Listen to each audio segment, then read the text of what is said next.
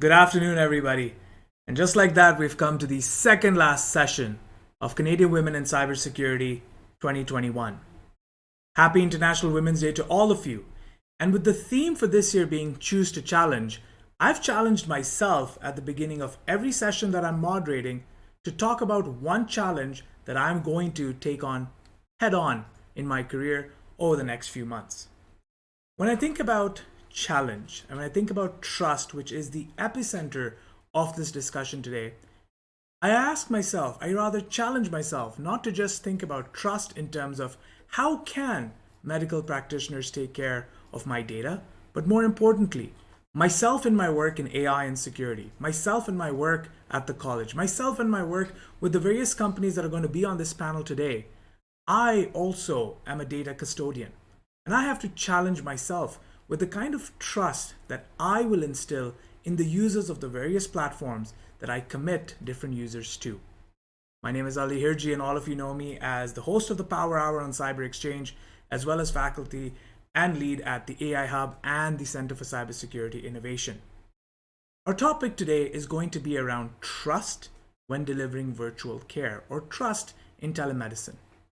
And when I think about trust, for a moment, I tend to smirk about it because you only know about trust, or only really know about how much you can trust someone until you actually trust them. But there are certain steps that we can follow. There are certain metrics that we can follow. There are certain best practices that we can take when looking at how we develop not just trust, but audits, accountability, and more importantly, transparency. As we've now seen, within 2 months, we've seen close to 2 years worth of innovation. Or as my previous panelists had said, sometimes you can go for decades without any change. And now, within weeks, we've seen decades of change. In this immensely fast-paced, ever-changing society, ever-changing environment for virtual care, how can we establish trust? Let's not just focus on the technology piece. Let's focus on the people piece of trust, the process piece of trust. And I couldn't think of a better set of panelists to join me today than the ones that you can see right now on cyberexchange.ca. So without further ado, let's jump into the discussions as I ask each panelist to introduce themselves. Jennifer Williams, happy International Women's Day. Let's begin with you, where you can tell us your title, where it is that you work, and one thing that excites you about the space and the role that you currently find yourself in. Jennifer. Thank you so much, Ali. First of all, I want to start by welcoming everyone. I'm extremely excited to be here today, participating in this very important and timely panel discussion. I also want to say happy International Women's Day to everyone that's joining us today for this panel discussion. My name is Jennifer Williams. I am currently the lead of information security at HOOPP, which is Healthcare of Ontario Pension Plan. I've been there for just over 2 years. We lead the program that protects our members' pension data, as well as our investment data that supports our pension plan. Previous to HOOPP, though, I did work for a very large hospital system where I led both the privacy and security program for just under 10 years. There, we protected information for patients, as well as we protected the systems in which hosted that information. We ran with security and privacy incident management, as well ensuring compliance in our legislative responsibilities. One of the things I'm looking forward to in 2021 around healthcare and the virtualization of healthcare is to continue this digital transformation that we're on I'm starting to see so much change that I never saw previously in that space. And I think it's exciting. And I think that we can do it well as long as we have the right frameworks in place that support the privacy of our patient information and as well as the security of our system. So I'm so excited to be here. Thank you. And thank you so much for that, Jennifer. I think you've hit on a very important point, and that is digital transformation. Digital transformation is now the norm as opposed to being the exception that proves the rule. And how do we adapt within these environments where the way we delivered services just an hour ago may differ from how we're about to deliver it for the next couple of hours? And that timeline continuum is one that I really want to interrogate. Thank you, Jennifer, for all of your support, and happy International Women's Day to you too. Medha Saraiya, no stranger to the Cyber Exchange platform. You've been on almost every conference that we've held. And it's not only just humbling to have you on the platform, but more importantly than that, seeing the progression that you've had in delivery of different services through your organization. So Medha, once more, if you could introduce yourself, your organization, and tell us about one service that you recently rolled out that keeps you particularly excited about the innovations in this space. Medha? Thanks, Ali. Happy International Women's Day to everyone. And as Jennifer said, I'm super excited to be on the panel.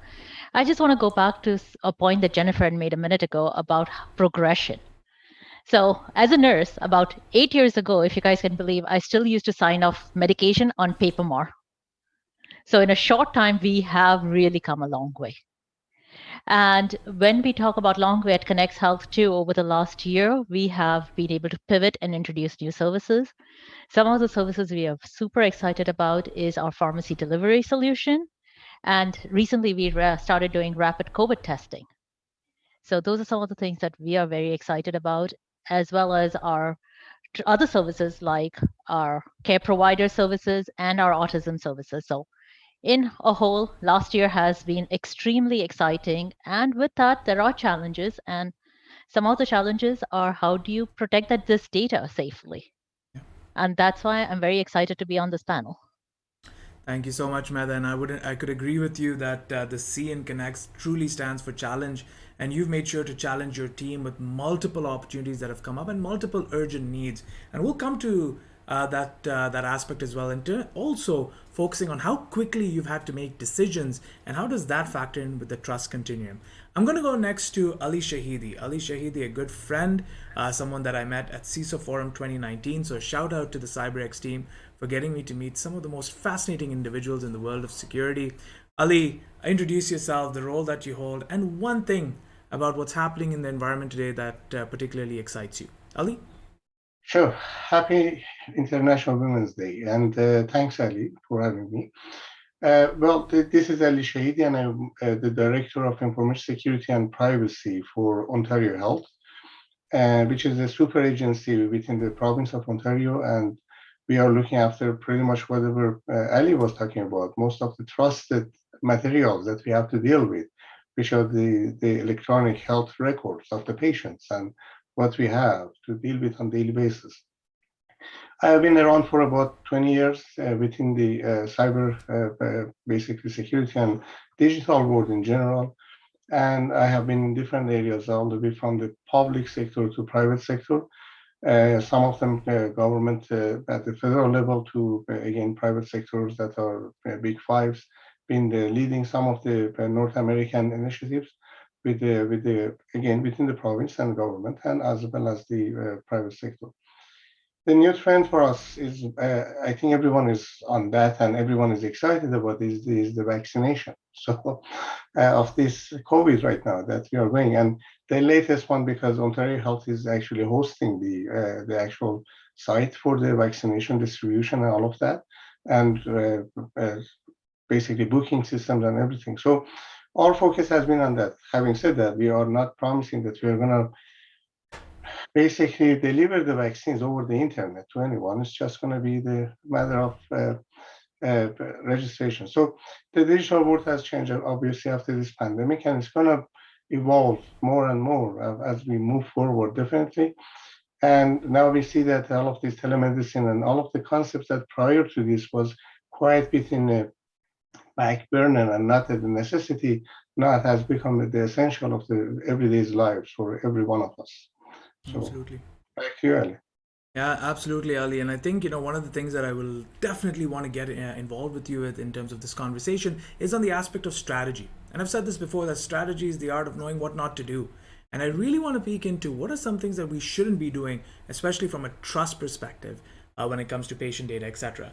Now, Ali Mohamed from Lyte Clinics, I know that I had you next on the schedule, but I'm going to ask you to wait because I'm going to have Mike introduce himself, and then I'll give you the special privilege of introducing yourself, but also tackling the first question. So, Mike, let's go to you. Mike, you were the CISO of the Year at the CISO Forum 2020. We've done a power hour together. You're in need of absolutely no introduction. You've been someone who has championed through a number of situations when it comes to healthcare and healthcare data. Please introduce yourself. Let the audience know where you work, the position that you hold, and tell us about one thing about this space that particularly excites you. Mike? Hey, thanks, Ali. And I just want to say again, happy International Women's Day. Proud to be part of this panel with the esteemed colleagues here today. I am, as you said, the Chief Information Security Officer of Life Labs, largest medical laboratory diagnostic company in Canada. And, I'd say that I'm really looking forward to the collaboration in which the entire healthcare sector has taken and really evolved to over the past year. Really for everyone to enjoy, optimal health as individuals and as a population, we must have, the benefit of high quality healthcare services that are effectively coordinated within a strong public health system. So, in considering that role the healthcare sector plays in ensuring, the nation's health, we have to address things like the issues of access or managing chronic disease. And, it's been amazing to see the collaboration and community of the healthcare sector working together to be as agile as we possibly can, innovating in, Jennifer mentioned it earlier, the digital transformation for easy access to medical health records and being able to, enable people to get the medical treatment or advice that they need day to day, especially during the pandemic. Absolutely. And Mike, borrowing from the power hour that we did together at Sentinel One, one of the things that you've always mentioned is that this pandemic has got us to see how the impossible can truly become possible. Going back to Medha's points of once in a while we were using paper for a lot of standard processes, and now we've had to innovate in that. And there's a lot of details there that we need to unpack, which we'll get into through the rest of this conversation, which takes me now to a bridge to Ali Mohamed at Lyte Medical. Now, Ali, besides introducing yourself and giving the audience a bit of a journey of how you went from medical cannabis now to building a smart EMR-like environment, can you tell us a little bit about the work that you do and tackle the first question at that too, no pressure, which is around one of your practices has been around training your staff internally with the right privacy details that they require. Talk to us a little bit about the makeup of your team and how you shot from startup to now servicing clinics across Canada. Ali? First of all, happy International Women's Day. I'm really happy to be here. I was raised by two strong independent women, in my mom and my sister. And my team at Lyte is 80% consists of females, including my wife, who's the head of clinical operations. So happy International Women's Day.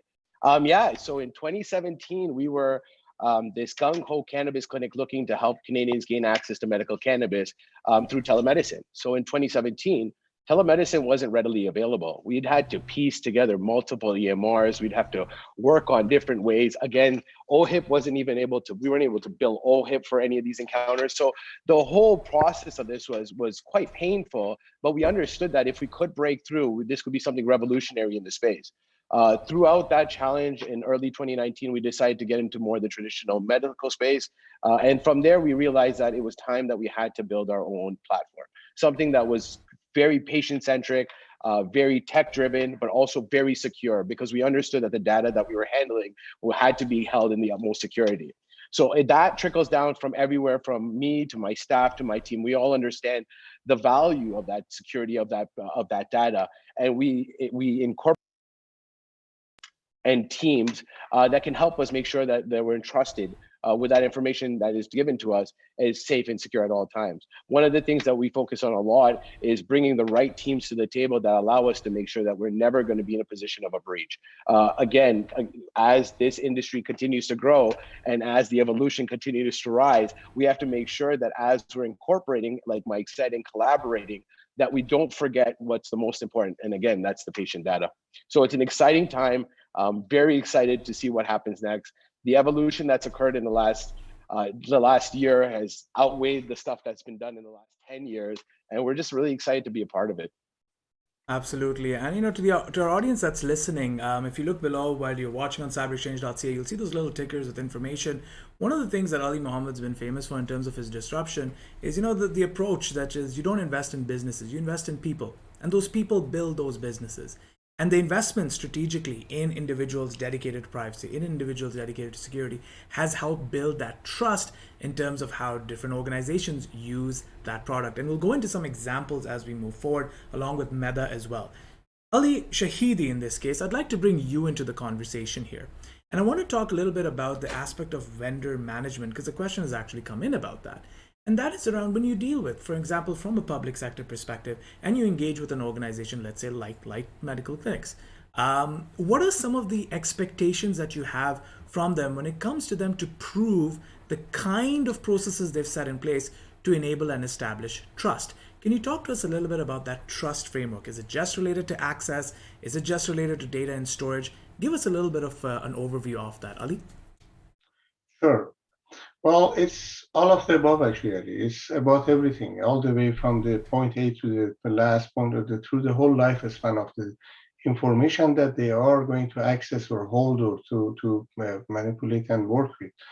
So from the vendor management, this has been one of the major, I'm going to say, this one of the major and main consideration and concerns that we have, and challenging one. I'm going to be very honest about it, because it's quite difficult and pretty vast all across the board. When we are talking about, just say in Ontario, we have 4,400 on its own service providers in healthcare sector, all across, all from the small vendors and service providers to the large hospitals and all other players, including the ministry.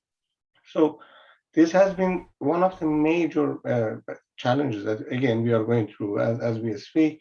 And interestingly, actually, over this past year or so that we now have been through this pandemic and dealing with all of these issues, it has come more and more the reality of the security and the trust concept that we are talking about, Ali. And the reality is that we are moving toward the zero trust concept when it comes to the security side of it. When it comes to the privacy, at the same time, we are putting the same type of liabilities and making sure that the vendors or the service providers are well aware of their roles and responsibilities. They are held accountable for what they are supposed to do based on their designations. Especially we are following, when it comes to the healthcare sector, of course, we are all following HIPAA, and we are following the IPCs, basically guidelines that we have to follow.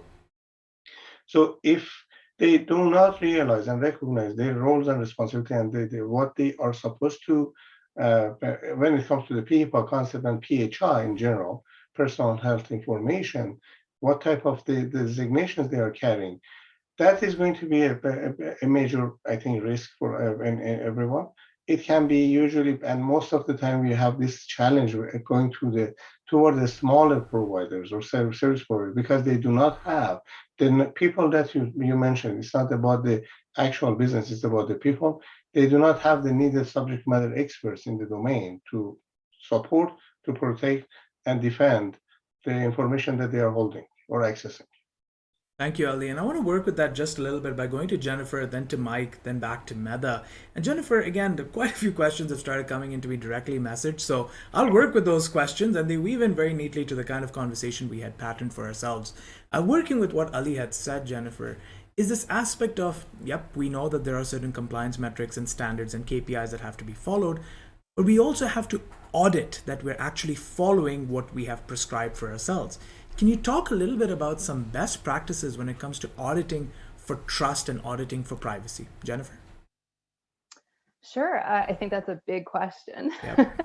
I have to say that in follow-up to Ali's comments, when it comes to third parties and onboarding of third-party systems, it is important that the organization that's providing the information to those third-party systems does also have accountability for making decisions on whether or not they have the authority to collect that information, how do they disclose that information in the right way, who has access to that information. It's really important that that assessment is being conducted when engaging with third-party systems that will support the care at the end of the day. The other thing I would talk to a bit about is I think it's important that we build that trust with the patient population in making sure we're fully transparent about how we're collecting and using and disclosing information. So making sure that the patient who is, it is their data at the end of the day, that they are fully aware and we're transparent with what we intend to do with that data. So that if there is any sort of other use outside of the initial purpose for that collection, that we're open and transparent about that. Also understanding our responsibilities too around consent when we need consent to maybe use that information or disclose that information. So I think there's a lot there that has to be considered when thinking about onboarding some of these technologies that will support these services going forward.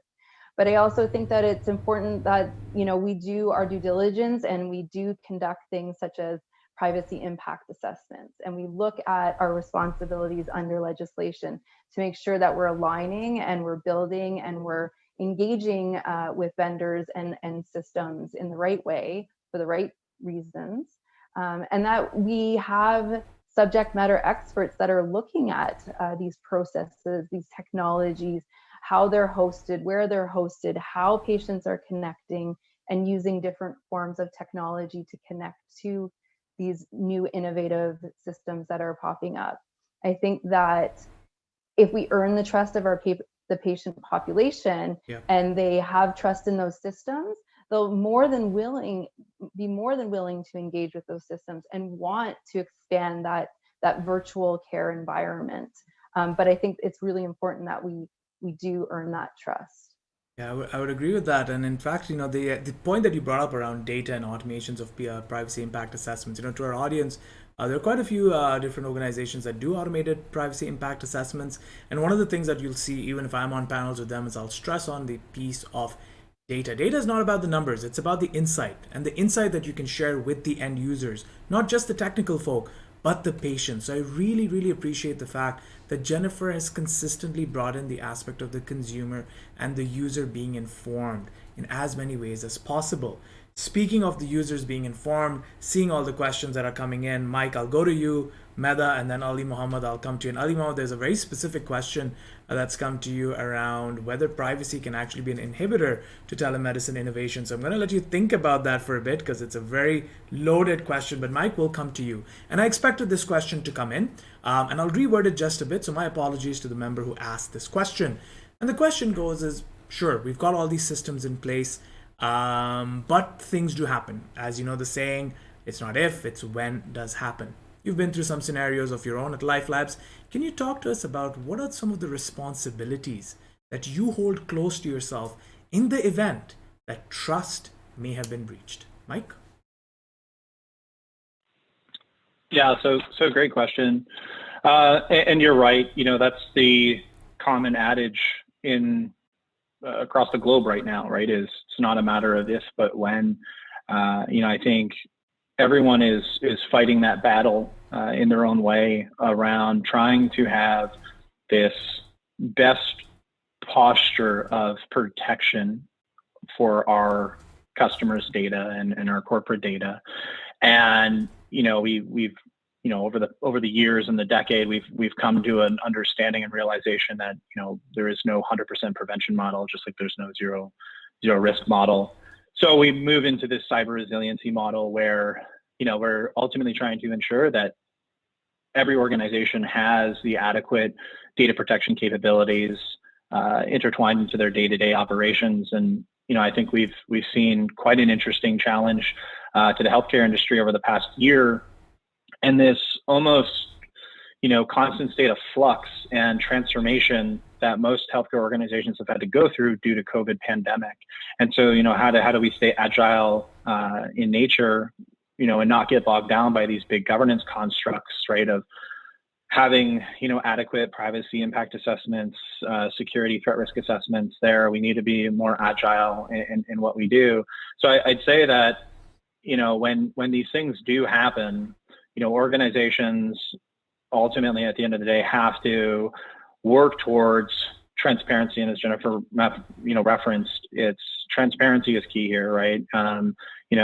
That link of trust has been broken, and the organization takes responsibility to rebuild that trust, right? It's really around, how do we look at what has occurred?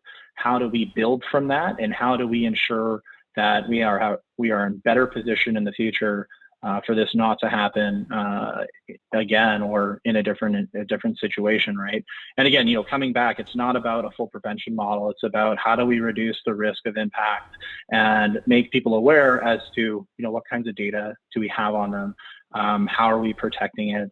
Really trying to have a forward posture of your cybersecurity program that is understandable to the public, right? I think the public holds healthcare industry in the highest esteem of privacy protection, as they should, right? And I think that it's part of our jobs to ensure that we are always being transparent about how we are handling data, how we are protecting it, and ensuring that we live up to that expectation. Absolutely. And I couldn't agree with you more, is that trust is not just that aspect of can you keep my data confidential, is that now that you have it, now that you have this confidential data, can I trust that you will act with it in the most responsible way possible? And I really like that piece about how can we make our practices around privacy and trust and access into something that's less cybersecurity speak and more translatable to the end users. And we'll come to that towards the end when we talk about awareness programming. Quite a few questions have come in. Shout out to the CyberX team for making it super simple for me to see these questions. Medha, we'll come to you, and then Ali Mohamed, that pinching question that I have around privacy as an impediment to innovation will come to you, and then we'll go through some questions around risk and mitigation analysis. Medha, when we were talking in preparation for this session, one of the things that you mentioned to me was, you didn't have a cybersecurity background as a CEO of this company, but you listened a lot to some of the privacy by design sessions held by Kat Koo, Dr. Ann Kavukian. In fact, you were there last year and won the trip to Jamaica, but then the world closed at the last Canadian Women in Cybersecurity conference. One of the things that you mentioned to me was in the service desk. So let's take an example, the pharmacy delivery application that you have right now. One of the things that you said, you spend 95% of your time, 5% of the technology, but 95% of your time making sure that the person receiving the medication could pull up a series of records related to that delivery. Why was that important for you, and why was that where 95% of your time auditing, why was that where you spend so much of your focus? Medha? Ali, that's a great question. I think we've spoken about this before, is people, process, and technology. It's always the people who need to know what to do with the data, how to manage the data. Yep. And that is where we've spent a lot of our time in training our drivers, in training our pharmacies, in training all end users on how to be careful with the data that they are giving and the data that they are receiving, and protecting all that, making sure it's secure. As you mentioned, I'm not from an IT background, I'm from the healthcare background. I see the other side of the coin. And that's where it comes to how do we train people who are inputting the data, that they're making sure that they're inputting the right data, and they are making sure they're following all the protocols. Like, you'll be surprised how many times you walk into a nursing home or a hospital where you see all the screens open. Are they closing the screens properly? Are they logging out properly? Those are some of the very basic things that need to be retrained. And that's where it comes to people. And that's where ConnexHealth has spent a lot of time investing in people and the process, and making sure that we are following all the privacy regulations at that point. But at the same time, we've worked, as you know, with the Center of Cybersecurity. You guys have been great in doing a pen test for us, and also giving us the material to audit our system on a regular basis. So that has been extremely helpful. Absolutely. To me as a CEO. Yeah, no, absolutely, Medha. And I think one of the things that you had said really well to us when you came into the center to do that soft test was, it's really easy to deceive yourself. You see the application working, people are making transactions and orders, but you don't really know what's happening under the hood. And again, it comes back to what Mike, Jennifer, and Ali spoke about, which is this aspect of being able to translate access, trust, and privacy into more accessible terms. Speaking of diversity, diversity of thought, diversity of experience. So Medha, thank you very much for that. I am going to come back to you about the services that you've launched also with regards to COVID-19 and the vaccine, as well as rapid testing, because the question has come in around how that data gets shared in the event that someone tests positive, but we'll come back to that shortly. Ali, straight up, we're going to repeat the question that had come in and I'll read it verbatim. We're hearing all of these things around privacy. We're hearing all of these things on the cost that it takes to do audits, to hire the right professionals and the skill sets. For a startup like yourself, isn't it a bit of an impediment? And does this mean we won't see a lot of healthcare innovations if privacy and access is so expensive to actually deliver? Ali? So it can be. So I can tell you from first experiences when we're looking at incorporating other technologies into our platform, the first thing you look for is how is that data being transmitted? How is that data being stored? How is it being handled? How is it being read from their system to our system?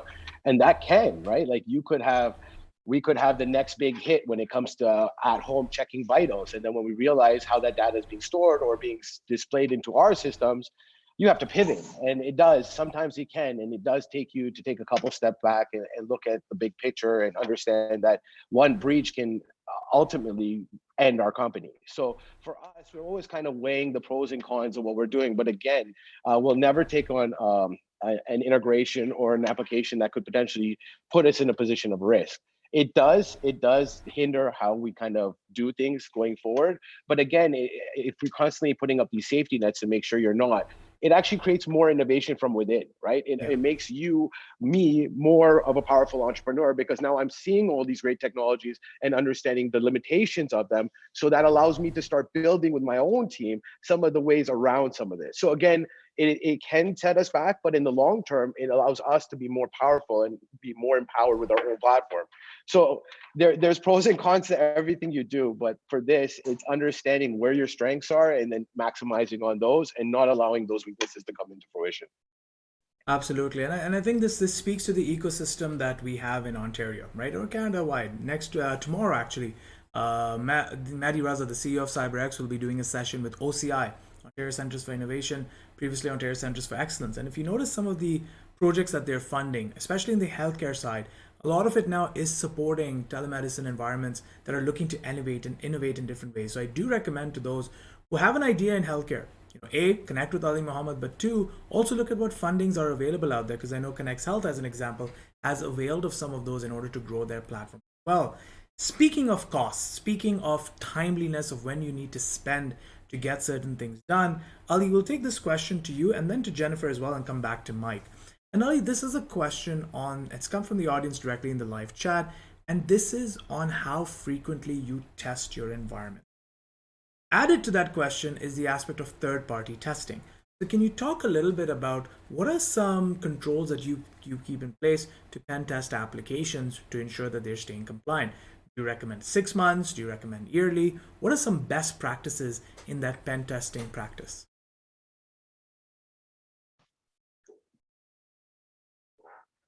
Ali, I think that question was pointing toward me, or that is correct. It was pointing towards you. Go ahead. Sure, I don't want to. All right. Well, I heard two things actually by listening to Jennifer, Mike, Ali, and Medha. I heard few words, agility, for instance, that comes into the game, and especially this has become one of the major or main necessities in how we are operating right now. But the agility has always brought some, of course, misperception and misconception in the game, especially when it comes to the operation side and the dev side and the production side. So the reality is that the trust or the concept of security and the privacy needs to be, as you mentioned, the privacy by design, security by design needs to be all the way from the beginning be considered actually into any type of operation or projects that we are doing. Now, going back to what you mentioned about the compliance and third parties or how we are basically looking to them, specific to the pen testing, that's something that is it's very specific to the environment. To be honest, it's related to the specific type of operation what they do and all of that. I think it goes beyond pen testing because we need to look at this from a holistic point of view rather than just very specific domain of the cyber practice or the testing concept. So based on the governance and the requirements that we are following based on the compliances, and as I said, mainly we are following the PHIPA when it comes to the actual sector and IPC's guidelines that we have to follow when it comes to this concept. Well, it's a yearly base. Where we have all of the organizations need to that who are accessing and who are dealing with basically patient data. They need to every year to provide some sort of audit requirements. Now, this can be however, the audit is for those two sides. One is the actual the security side, and one is from privacy. Now, the transparency that I heard is actually also a very key factor in here. And one of the challenges that we usually have that can be because of the lack of knowledge. That goes to what Medha was talking about, that people process technology, that people don't think that they are doing wrongdoings. There's some of the organizations, even they are not aware of their roles and responsibilities. If there has a breach in their environment, they even might not know really that they need to report that to the officials or to IPC by being specific. So the reality is that this is an ongoing type of activity. And one of the major, and again, main concerns that we need to have is that how we are translating privacy and trust and security within the sector, because everyone has a different type of point of views on that. And some people, they think that they have it, while they might not really have it in place. So I think the standardization is the key factor that right now, as we speak, within the province of Ontario, we are working on that with the ministry. We are trying to come up with an operating model that is going to get applied all across the board within the healthcare sector. All the way we are considering, I mentioned the smaller players all the way to the big ones. So we are trying to come up with that the standardization, considering the variances that we are dealing with and who their type of activities, their size of operation, what they have access to, and what they need to do. So it's quite challenging. I'm going to be very honest. This is a very sophisticated, complicated environment that we are dealing with, and there is no one size fit all type of solution for anyone in this domain. So we need to be flexible at the same time while we standardize and follow a specific type of compliances that we need to move forward.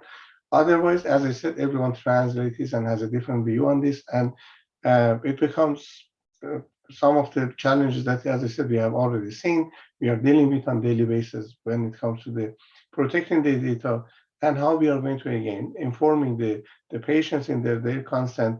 KPIs is a key factor here again. Another word that I'm going to quickly mention that when it comes to the privacy side, we really need to know, number one, the reporting. When we talk about KPIs, is it just for the sake of the board level? Is it for the sake of the privacy officials or subject matter experts?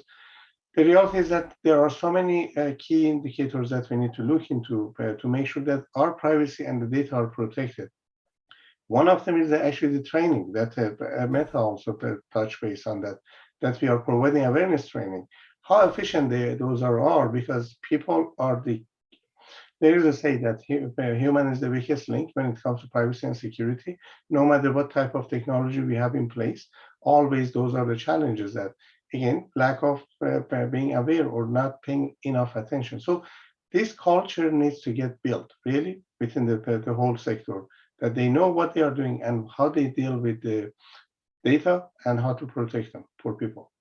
Absolutely. And I think, you've hit on such an important piece, which is, and to the audience member that asked this question, yep, you know what, there are certain, for example, 6 months, every 6 months, do a test, fill out a report, etc. Look at the results, look at the recommendations. You can test the technologies, but how can you gauge where mindsets are at? And that's where training comes in. So to our audience, I'm also going to recommend that in terms of making training more relatable, I believe on Friday at 4 p.m., there's going to be a live game that's called Breach the Keep, built by the team that's running this conference as well, where essentially what's going to happen is through a gamified environment, they're going to look at a breach and they're going to explain to you different things that you can do through a gamified, more relatable Dungeons and Dragons like environment. So I do recommend that folks take a look at that on Friday at 4 p.m. Working with that, and the other question that's come in, Jennifer, I'll go to you and then I'll go to Mike. Jennifer, we say that convenience is the key to access. People want everything to be convenient, and now they'll access whatever it is that they want. In this space of convenience, especially digital technologies, healthcare and virtual care is no anomaly. People want convenience there as well. If you can, could you share some perspective on multi-factor authentication and different ways of making access to healthcare more easier through different mechanisms like plugging in our social networks, etc.? Can you give us some perspective on how things like multi-factor authentication can be particularly challenging in a healthcare environment? Jennifer? Sure.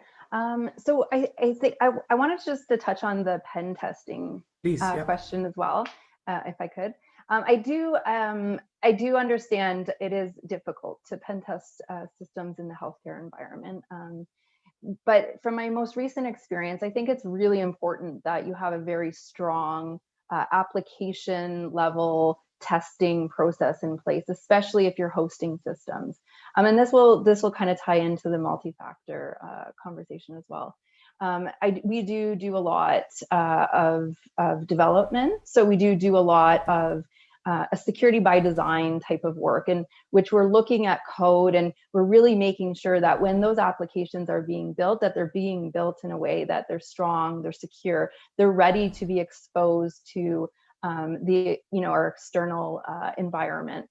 But we're also following that up with regular testing of those applications as they get promoted. So making sure that you have built-in processes for regular scanning of vulnerabilities. You need to be aware as those vulnerabilities are exposed, that they're exposed, and be ready to start remediating those exposures. So I do think it's important that you actually build them into your regular day-to-day processes. For us, we scan very regularly.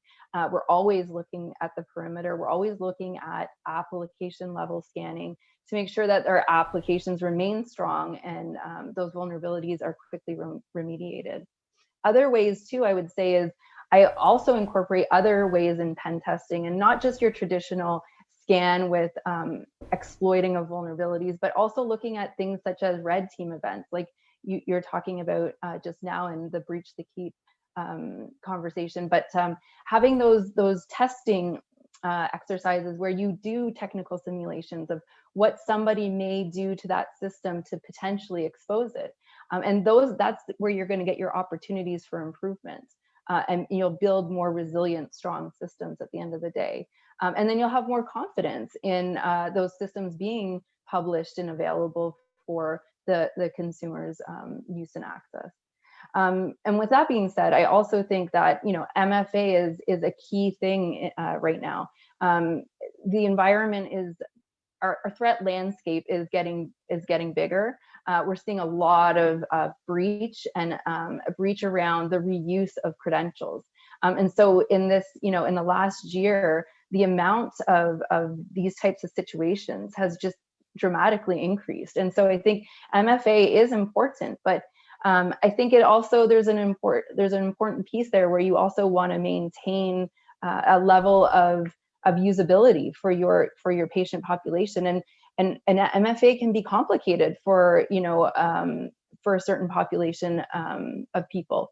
And so I recognize that there is that controversy around whether to ensure that the user experience is the user experience, or add another layer of security that ensures that there is no risks to the system at the end of the day. But I also think there's a risk-based approach that can be taken. And so depending on what you're securing, depending on what that system might be hosting or storing, you can make decisions based on risk and what is your risk tolerance. And then you would apply the appropriate safeguards and security controls based on that risk assessment. Absolutely. And I think, you've really pointed out this factor. I mean, mentioned in the comments as well that this aspect of design, and I think you've really emphasized this point that you need to know the design of your systems. You need to know third-party vendor the design of that system, because there's never no design. There's either good design or bad design. You need to know that design to know what you are testing. And staying on with this topic of testing, Mike, I'd like to bring you back in and then go to Medha and Ali, and then we'll wrap up with some closing comments. Mike, this question's coming pretty directly, and if we extend from what Jennifer had said, in terms of testing environments and campaigns, etc., you run within your organization run certain iterations of blue team, red team like scenarios? Yeah, absolutely. I'd say that, along with Jennifer and Ali, the comments made, I align with them very well. I think it's important as you look at the attack lifecycle or trying to map out, where your vulnerabilities or weaknesses are, is obviously crucial to any successful cybersecurity program. And it has to be one of a risk-based approach, right? So, when we look at our penetration testing, vulnerability assessment program, our external facing services, customer portals, websites, these are our top, our tier, let's call them tier one applications, tier one systems. These are the most exposed, highly targeted attack vectors for our company. We run vigorous vulnerability scanning against those pretty much every day. We are running penetration tests on a minimum of an annual basis, but also I would say, anytime there's a major code production or any time in which my team identifies a requirement or a need, right? So there's still always that audible factor in which we can call for a penetration test if we do not feel comfortable with, how much code has been released or new functionality, or if any time we're touching anything to do with authentication. I think Jennifer hit a really amazing point around adaptive authentication, right? So it's really not just about multi-factor authentication as a whole, but looking at the risk profile of a user and being able to provide a different type of authentication or a secondary factor, if something is identified to be like a bot or some sort of type of password injection attack, it's become way too commonplace. So I think that, circling back to red team, blue team, it's critical because it not only, tests your defense capabilities, it also tests your process and your capability of your response, your detection, your capabilities as a cyber team. It allows you to ensure that, you have this model of resiliency, right? So again, having a vulnerability test, we're looking at more of the protection prevention model, right? Penetration test, again, that also offers capabilities to identify and monitor and test your blue team, your defenses, your SOC. And then, a full red team, blue team engagement is the full gambit, right? So you're literally put into an adversarial scenario. You are being targeted, you are being attacked, and what do you do and how are you ultimately coming through that? And it's a great way to test your IR playbooks, right? So it's, a form of a tabletop exercise activity on the more technical side. I think it's prudent, but again, I'd say that, red team, blue team, only if you're ready for it. It's not something you can just say, hey, let's go do a red team exercise. Like, it's very involved. You have to have a mature process surrounding your response to it. Because at the end of the day, if you're only doing it, like if you're only pen testing once a year and your pen tests or vulnerability tests look the exact same, well, you're not actually taking the feedback or, implementing the remediation and mitigation tactics. The same goes for red team engagements. If you're not capable to even accept the feedback and make those changes in a timely fashion, it's the value proposition isn't necessarily there. I would just say one last thing. One of the things that we've done at Life Labs and we're doing right now is we're about to launch our responsible vulnerability disclosure program on all of our websites and customer portals. I think we're one of the first healthcare companies to be doing this. I encourage more healthcare companies to do this. It's basically enabling a neighborhood watch around all of your public platforms to your customers. And it really shows a sign to our customers about trust, and about us taking cybersecurity seriously. We want to know if we have a problem, right? That the attackers are always looking at our systems. We're always targeted. We're always being attacked. Why aren't we leveraging, the white hat community and the ethical hackers to do the same? So, I think that that's something that, we're really excited about. We're launching that this month. I highly encourage more healthcare companies and even more companies in general to be doing something similar. Absolutely, Mike, and it is with reason that you definitely received the CISO of the Year award at CISO Forum for ideas such as these, and I commend you for sharing.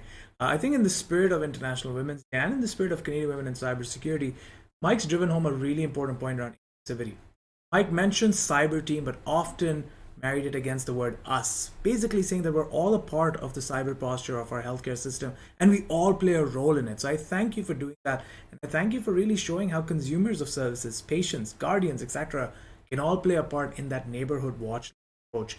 Very inclusive, and I commend you for doing that. And thank you for sharing.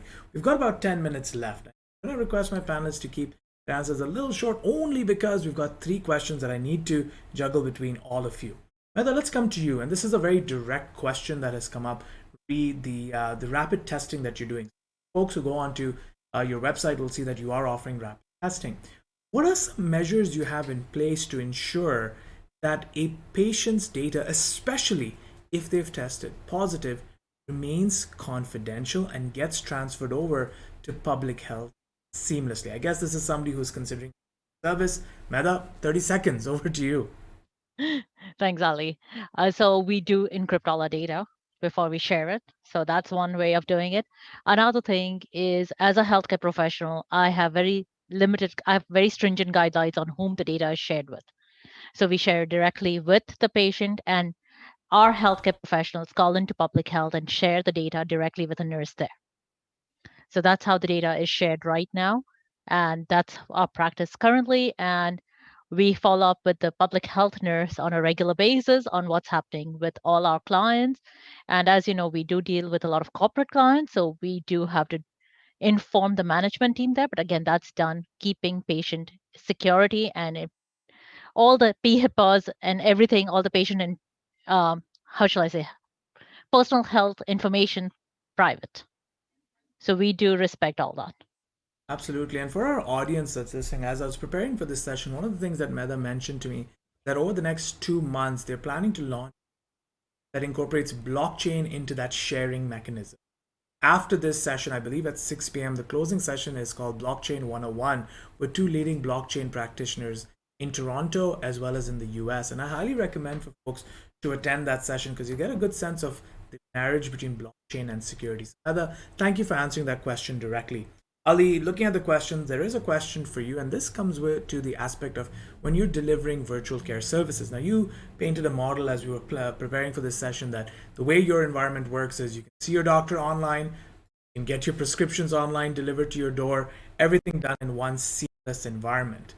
The you in this is up for question simply because, let's say I have a senior parent who cannot engage entirely on their own, but they need assistance. How are you making sure that guardians can also represent people on your platform? What are some steps that you're taking to allow for shared access to data and more trusted environments to that? So we've created a patient portal, which will allow a family member to actually hold the records and the information of all their family members as long as that consent has been given. So what we want is for patients to be able to watch not only themselves, but like I have a mother that is getting older. I want to make sure she's okay. Her medication has been taken on time. Her prescriptions are being refilled that way. So we have a way of getting the consent for the guardians, and that way that patient can actually can manage the profile of not only themselves, but their parents, their children, and everybody else that's close to them. Our patient portal, we believe, is going to be what kind of revolutionizes the way that not only you take care of yourself, but the ones around you as well.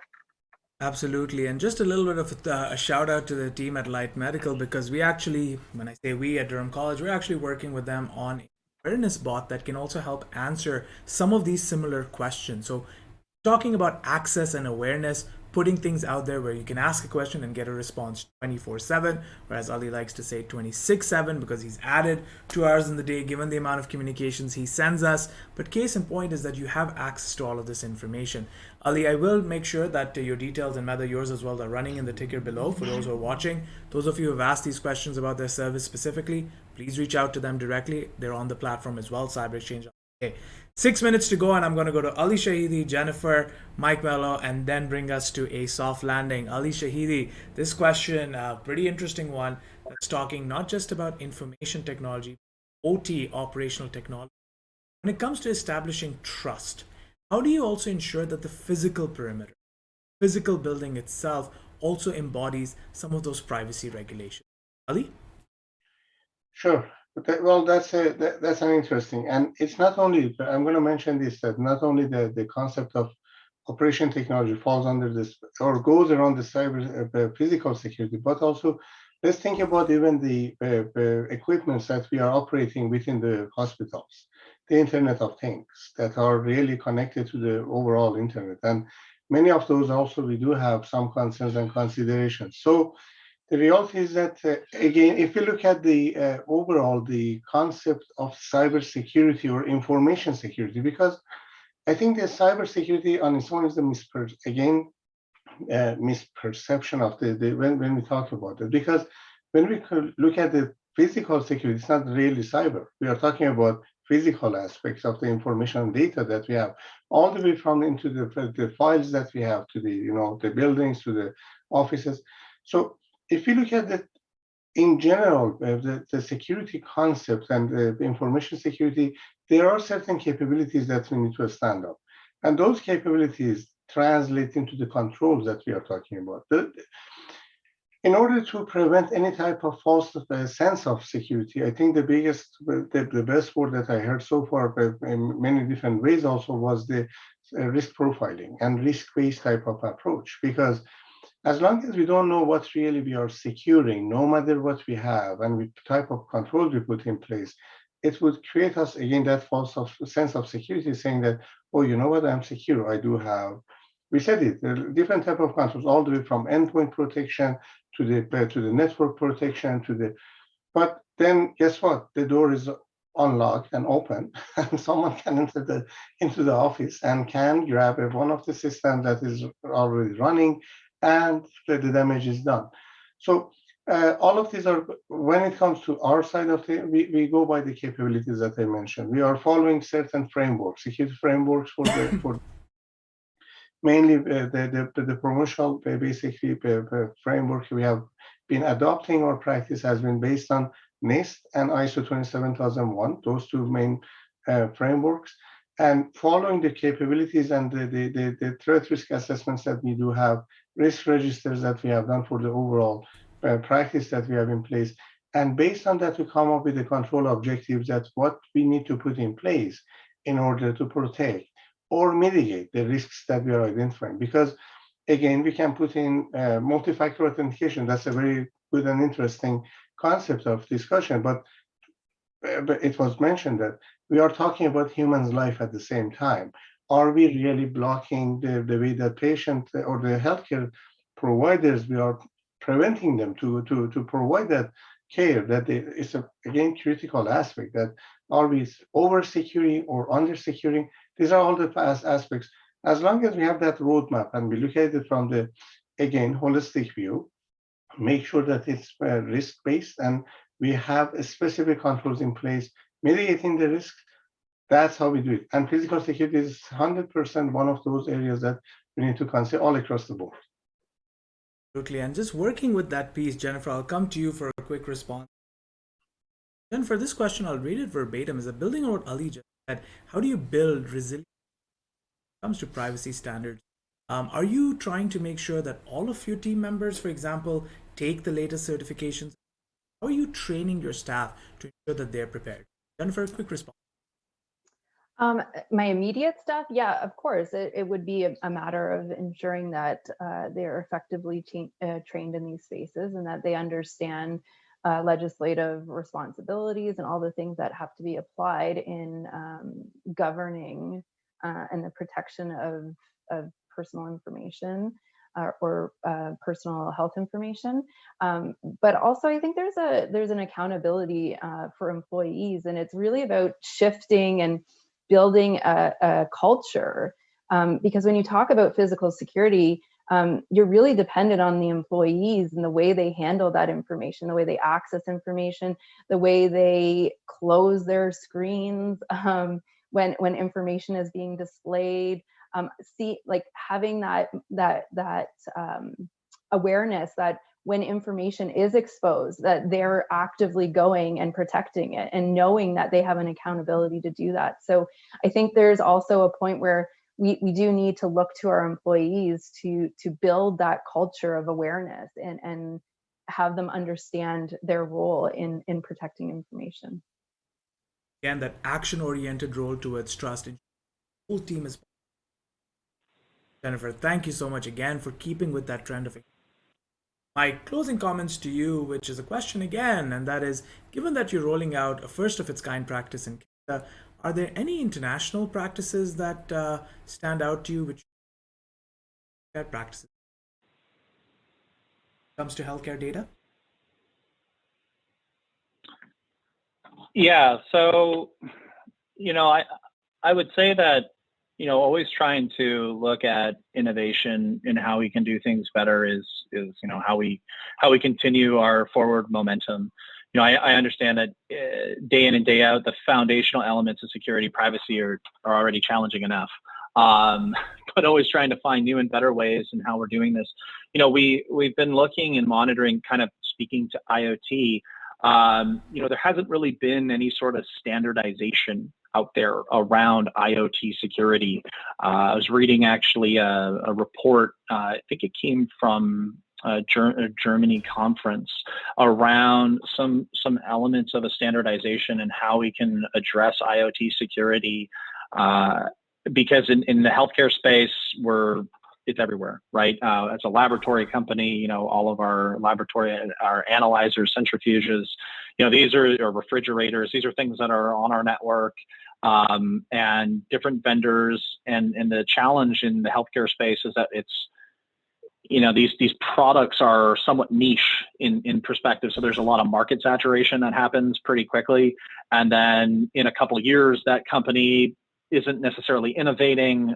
Maybe they've abandoned that product platform and they've moved on to something else. So it's hard for, security professionals and privacy professionals in healthcare to maintain a holistic state when it comes to how do we keep things secure in the IoT space and just generally everywhere. So I'm always looking, it's fascinating to see what the EU is doing. GDPR came out, that was kind of a leader in this privacy initiative. California, and we're doing amazing things in Canada too. There's some privacy regulation changes over the past couple of years that are going to continue to happen as well. So I'm excited to see what's happening. And I always kind of look at the EU as they're generally looking at things a little differently because their attack profile is generally different than ours in North America. And that no one size fits all kind of notion that Ali Shahidi brought to the table. Audience, speaking about international practices around cybersecurity, March 22nd to March 25th, I believe, Beyond Borders Women in Cybersecurity Conference, where we'll take similar concepts and see how the Africa Cyber Defense League, for example, how folks in Latin America look at it, how South Asia deal with issues. Because as Ali Shahidi mentioned, there's different strokes for different folks. The environments and the attack surfaces are very varied and nuanced. In fact, on day 3 of this conference, we're also going to be looking at certain instances of how different languages can factor into the. With that, to our audience, I want to thank you all for tuning in.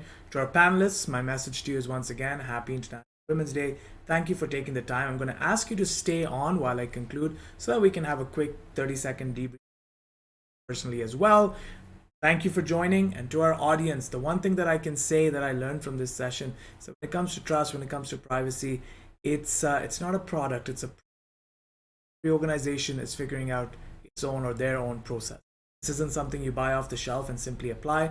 This is a process of continuous improvement, and we all have a role to play in establishing trust in the new realities of our healthcare is being delivered in our. Thank you all again for your time. In the next 1 hour, we'll then be going into Blockchain 101.